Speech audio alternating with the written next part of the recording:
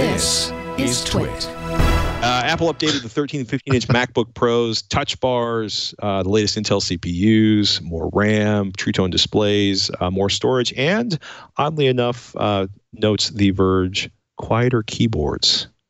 I was kind of curious about that. Yeah, and I like Mr. Dieter Bohn's subhead on that article, slightly more than just spec bumps. It was kind of interesting that they released it this way. There was just basically a press release announcement on their site. Right. I'm sure they sent it out to the media and whatnot, but no events, nothing like that. Updated some devices, but not others, like the MacBook with the touch display or the what's that? I just blanked on the strip. Well, the entry-level 13-inch MacBook Pro is not getting an update. Right. But and that's the only one that has physical function keys, worth noting. Quote, which the community is taking to calling the MacBook Escape because it has a real escape key. But I like that. That's good. To give you an idea of how far behind the processors were on the MacBook Pros,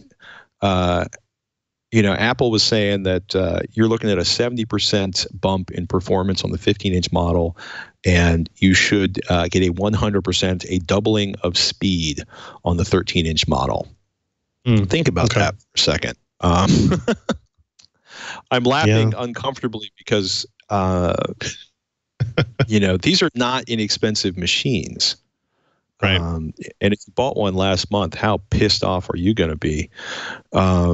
These are huge bumps in specs. And, one of my running jokes when I was doing a lot of $500 PC builds, I still love building $500 PCs, but my running joke is if you build a $500 PC and you can keep using it with sort of incremental upgrades to the GPU or adding some more memory or one of the big ones was when SSDs became affordable.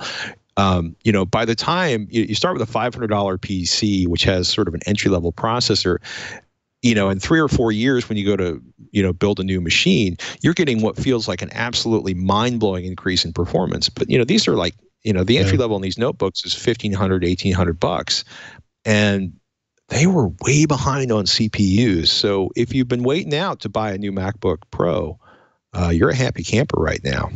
32 gigs of DDR4 memory on the 15-inch MacBook, which is pretty awesome. If you have the money, you can get like a 4 terabyte SSD inside of that. The up to 2 terabytes of storage inside of the 13-inch model. This is pretty cool, I think. So the Core i9, so you get 6 core processors in that. I agree, that's pretty great. You also up to 4 terabytes of storage is fantastic to be able to get that in the mobile device, but it's not inexpensive. No, because I think they're charging $1,000 per terabyte on that upgrade path, right? So they're charging you $1 a gig for NVMe storage, which is more than double what you should be paying.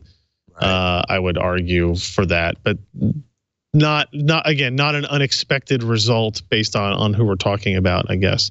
I do think I'm very curious to see what the differences are in the keyboard. If they are surely they're addressing the mechanical issues that they've had with the current generations of keyboards. They've noted that they're quieter. I'm a big fan of that across the board as well. The T2 chip, the new kind of processor that was available in the iMac Pro is now in the MacBook Pros that supports the Siri functionality on that too. So now that moves from just an iMac feature to a MacBook feature. Right. So if you happen to care about using that on your laptop, now you have that capability. I've never seen anybody do it yet, but I'm sure there are some of us out there. Sure, who like talking to their computers. Oh my goodness. Yeah, I mean, to put it in context, when you're looking at an NVMe, like a 2 terabyte NVMe drive, you're looking at in the M.2 format, and I don't know what the format of the drive inside of the new MacBooks is. You're looking at 800 to 1,000. No, Yeah, 800 to 1,000, like a 960 Pro or a 970 Evo. You're looking at, $800 to $1,000 for a 2 terabyte drive. So I don't know if I've even seen a 4 terabyte. I wonder if they have 2 NVMe slots or M.2 slots inside of there.